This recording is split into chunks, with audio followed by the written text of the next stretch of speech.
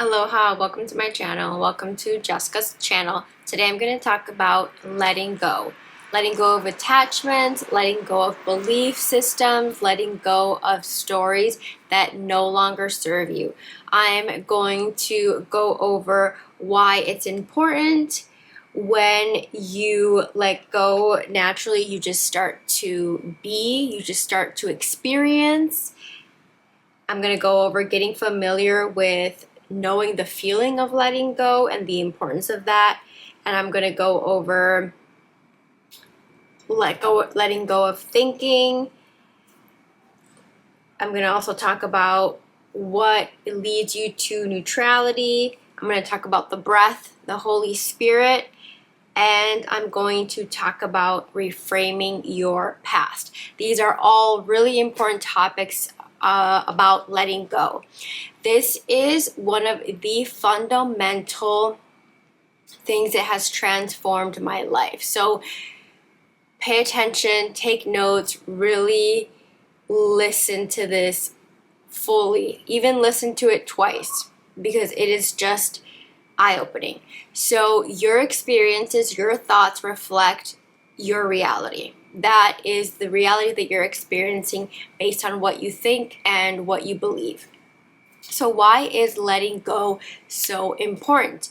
Because as we grew up in this world, in our family and in society and with our friends, we picked up patterns and we picked up resistance to the natural way of being that is love, to our natural sense of rhythm, to our childlike nature.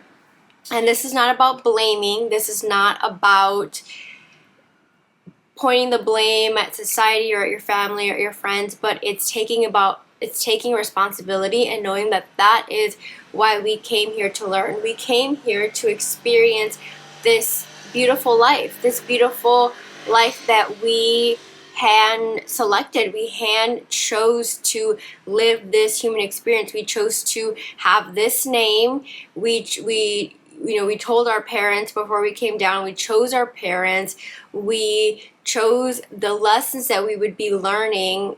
This is all something that we came to experience for fun, to see just how powerful we are, how powerful co-creators we are. So it's really about letting go of the resistance, because we picked all those things up and we have this vision in our heart and in our minds that God has placed within us that we are being led to. It's about unlearning and letting go of the things that are holding us back from that vision. It's about unloading the backpack, and it's about choosing a new identity.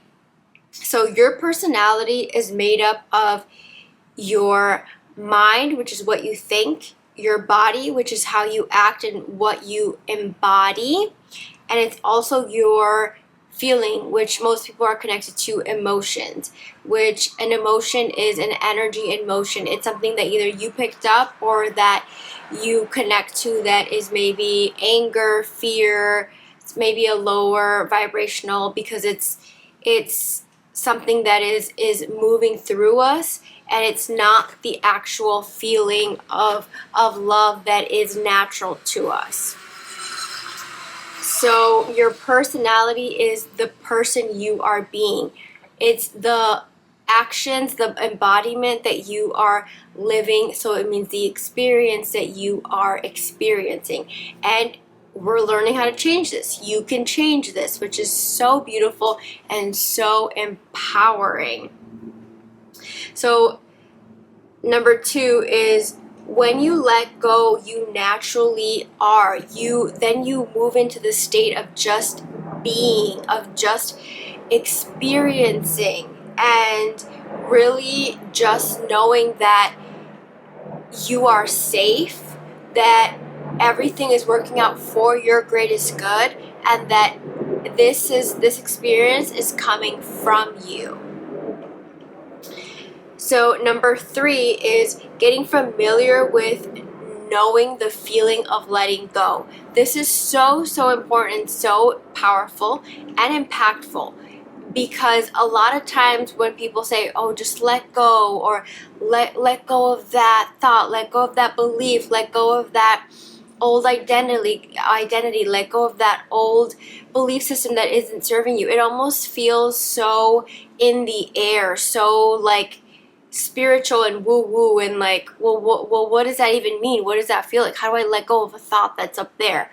Well, it's quite simply, quite literally, as building a muscle. It is a muscle that you are learning to exercise and to use. So when you see a thought, just notice it. That's the first step. Notice it as a conscious observer. Don't judge it. Don't praise it. Don't attach to it. Just observe it and just imagine it floating by on a cloud or on a leaf on a stream, and just saying, that's interesting. That thought is coming up. I'm thinking that because your thoughts come from your flesh. They're not your thoughts. Emotions come from your flesh. The emotions trigger your body to feel that emotion. You are not your emotions, you are not your thoughts. You are just experiencing them, and you can change them. This is how you change them, because energy cannot be created or destroyed, so you can just exchange it. So you notice the thought first and foremost. And then you decide to say, oh, that's not me, and that's not true for me. I get to choose something else. If you are at a carnival and you see that there are 4 different flavors of pie or cake or cotton candy, and you see a thought where your mind says, I want to try a 3rd slice, you can say, oh, that's interesting. I'm thinking this thought, or this. You can even detach further and say, this person is thinking this thought. They don't need another slice of cake, but they're thinking that, and you get to decide whether you act upon that thought. It's really detaching and knowing that, oh, I'm not that person. I'm not that person that overeats, or that constantly consumes sugar, and because I value health. Or you connect it back to your value and who you truly are, and you no longer live in the immediate now, but you start to see your body as a temple, and you start to see your life as the beautiful story and loving life that it is, and you start to connect your actions to a better tomorrow. And that's why I think the Bible is so beautiful, because it's full of wisdom. And just like any other enlightened being that walks the earth has so much wisdom, I also really appreciate and admire Buddha, because he talked a lot about this level of detachment of your thoughts in such a clear and specific way. So number 3, as like I was saying, getting familiar with that feeling of letting go. So when you see it when you commit your mind and say, no, this is the person that I am, this is what I value, you see that thought and you commit to that letting go, and then you say, oh, that's what that feels like. I let go of that. I let go of that thought. I am no longer that. I choose something else. Moving on, and then you direct your attention to something else. That is the feeling of letting go. That is practicing that muscle. Number 4 is let go of thinking. As I was saying, Buddha has a lot to just teach us about this, and I mean Christ as well, the Bible as well. But really, it's about knowing that when you are in joy, in peace, in love, you're experiencing. You're not thinking about the future or the past, because as we know, the future and the past don't exist. We only have the present moment, which is a gift, the present moment. And it's knowing that when you are in those states, those natural states, because you've let go of that resistance, because you've let go of those attachments, of the fear, of the anxiety, of the anger, of what tomorrow brings, of what yesterday brings. That's why Christ said, why worry about the future if today brings enough worry? It's like, you don't need to constantly be in the future or in the past. Just come back to right now, just what you need to do right now. So it's about knowing that thinking comes from the flesh. It is, your mind that is overactive or that's constantly telling you to do things because it doesn't understand that you are a spirit and that you live forever and that everything is happening for you and that you are naturally loved, that you are naturally safe, that you are okay, and that everything is working out for you. So it's really calming your mind. And this is why which leads me to point number 5, this is why meditation is so important, and it leads you to a neutrality base. It is really you coming back to your conscious observer, to the Holy Spirit, to your higher self, and observing these thoughts and saying, wait, why am I thinking this? Where did this come from? Why am I thinking this way? I choose to think something else. That's not who I am. That I can choose that no longer affects me, and really getting to the root of why it did affect you and being able to change that and nurture yourself through that. So for example, it's two people being presented with the same information, and one person can react completely different to it as opposed to another person. It's because one may have more experience, they're wiser, as opposed to the other one who is more reactive and who is living in the flesh. So for example,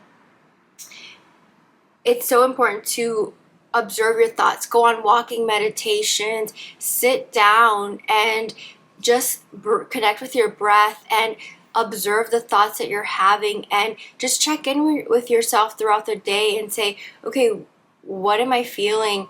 What emotions am I connected to?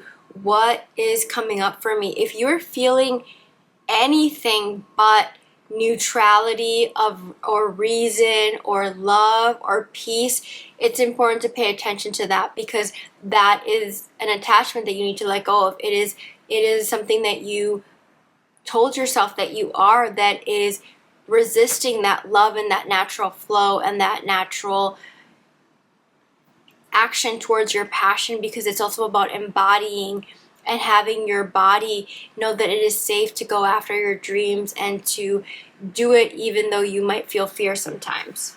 So really having a meditation practice is so important. It is key, and this is every day. I mean, the Bible talks about renewing your mind constantly every single day. It is an everyday journey, because every day is a new day, and every day brings new opportunities.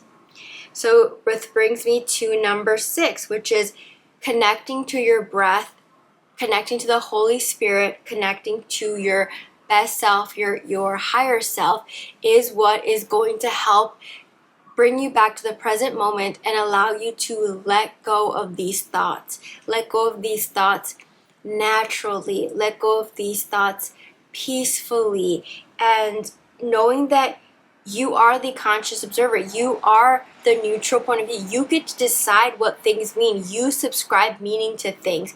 I have a pen and I get to choose the meaning of it. Just like everything in my life, I decide what it means to me. You are that powerful. You decide what everything means for you. And really knowing that letting go of those attachments, those old stories that say that you're not worthy or that you can't do something, that is so powerful. That is beyond powerful. And it's getting clear on those, and it's really connecting to the Holy Spirit, to your higher self, and saying, you're right, I can do all things with God. I can do all things. You can break those old patterns. God is light. God is love. And the last point that I'm going to talk about is reframing your past. It's really being at peace and shifting from the victim mentality to being responsible, to knowing that you're not blaming your past, you're not blaming the people that you grew up with, you're not blaming your parents. You love them because they did the best that they could. And for example, like if you had a difficult childhood, it's no longer blaming, we all got what we needed and we chose to be here and to live this experience. So it's knowing if, for example, if you had a difficult childhood For example, my childhood wasn't the easiest, but I wouldn't trade it for anything because it gave me so much wisdom and it helped me learn so much and it made me the person that I am today. And really, it propelled me to my spiritual path. It gave me so much wisdom that I just would not be here if it weren't for that. I just feel so connected to God and to love and to my purpose and my passion that I'm sharing with you all, that I feel so blessed to have had such a beautiful challenge. It's about knowing that discomfort does not equal a bad thing. Discomfort and pain is beautiful because it's growth and it's you becoming your best self. It's you letting go of that resistance. And it's really knowing that you decide what your life is. You are creating. You decide what you're worthy of. At a certain point in time, you decided what you were worthy of, and you get to choose again. That's the beauty of it. You just need to become aware, and you need to change these thoughts and these belief systems. I am going to share a verse. It's Galatians 5:16 through 17. It says, "So I say, let the Holy Spirit guide your lives. Then you won't be doing what your sinful nature craves. The sinful nature wants to do evil, which is just the opposite of what the Spirit wants. And the Spirit gives us desires that are opposite of what the sinful nature desires. These two forces are constantly fighting each other, so you are not free to carry out your good intentions." And this is 18. "But when you are directed by the Spirit, you are not under obligation to the law of Moses. When you follow the desire of your sinful nature, the results are very clear." So it's knowing that you are the conscious observer. You are aware. You get to create heaven on earth. You get to decide. You get to choose to live through love and knowing that you are forever. You are here to give. You are here to give to your brothers and sisters. You are here to connect to your values, to connect to quality, to connect to love, to connect to beauty, to connect to giving and giving so much love, and to be doing all things with love. The Bible is full with so much wisdom, and that's why I love it, because it helps you be the best person, and thus you get to see the beautiful qualities of others in yourself, because you treat others how you want to be treated, and what you think about others is what you think about yourself. So just getting really clear on following the Holy Spirit and doing things that are going to better your tomorrow and living from that place of wisdom. I hope that was helpful. This has completely changed my life, and I hope it was helpful for you.